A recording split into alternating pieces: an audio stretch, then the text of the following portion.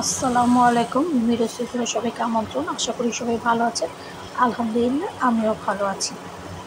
আলুর খোসা আমরা সাধারণত সবসময় ফেলেই দিই। আজকে ভাবলাম আলুর খোসা দিয়ে কিছু একটা করে খাওয়া যায় কিনা, দেখি কেমন হয় খাবারটা। আর যেই ভাবা সেই কাজ, দুটো আলু খোসা ছাড়িয়ে এভাবে সুন্দর করে ধুয়ে নিয়েছি। ধুয়ে নিয়ে পানি ঝরিয়ে নিলাম, আর পানি ঝরিয়ে এর মধ্যে দিয়ে দিলাম একটু লবণ, চালের গুঁড়ো আর একটু মরিচের গুঁড়ো। এগুলো মেখে একটু কিছুক্ষণ রেখে দিয়েছি। আর আলুর খোসাটা আমরা কোনো কাজেই সাধারণত লাগাই না, তাই আমি আজকে দেখতে চাচ্ছি আলুর খোসাটা যদি আমি ফ্রেঞ্চ ফ্রাইয়ের মতো ভাজি তাহলে খেতে কেমন লাগে।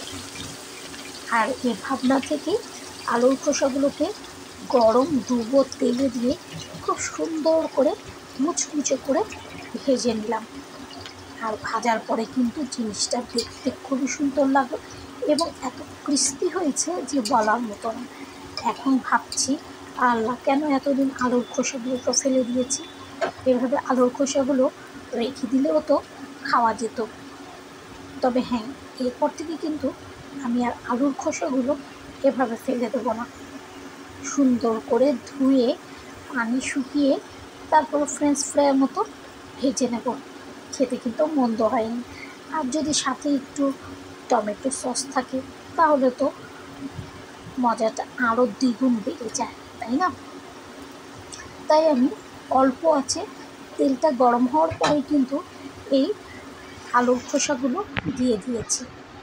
দেখতেই পাচ্ছেন কি সুন্দর করে ডুবো তেলে ভাজা হচ্ছে।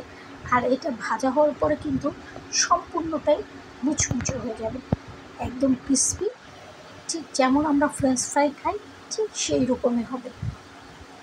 তবে ফ্রেঞ্চ ফ্রাই সবসময় আমরা আলুটাকে ব্যবহার করি আর খোসাটাকে ফেলে দিই। আর আজকে আমি খোসাটাকেও নিয়েছি, আলু দিয়েও ফ্রেঞ্চ ফ্রাই করেছি, সেটা ভিডিও করিনি কারণ আমি ফ্রেঞ্চ ফ্রাইয়ের ভিডিও আগেও অনেক করেছি। আমার খোসাগুলো ভাজা হয়ে গেল, এগুলো এখন আমি সুন্দর করে তুলে নিচ্ছি এবং তেল থেকে ঝরিয়ে নিচ্ছি যাতে অতিরিক্ত তেল না থাকে। তারপর একটা টিস্যুর ওপরে এগুলোকে রেখে সবগুলোকে তুলে আমি একটা টিস্যুর ওপর রেখে দেবো।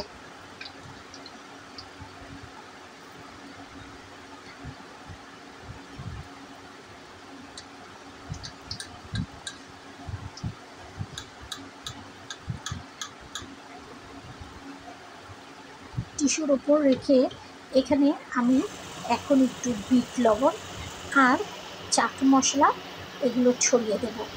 আর বিট লবণ আর চাট মশলা দেওয়াতে এটা কিন্তু খেতে খুব ভালো লাগবে, মনেই হবে না যে এটা আলুর খোসা। আর সস তো আছে, সেই সসে ডুবিয়ে সুন্দর করে একটা একটা খেয়ে নেব। আশ্চর্য দারুণ হয়েছে কিন্তু জিনিসটা। যে জিনিসটা আমরা ফেলে দিতাম এতদিন, সেই ফেলে দেওয়া জিনিসটা দিয়ে যে এত সুন্দর একটা খাবার হবে সেটা কিন্তু ভাবাই যায়নি। আপনাদের যদি ভালো লেগে থাকে বাসায় চেষ্টা করে দেখতে পারেন। আল্লাহ হাফেজ।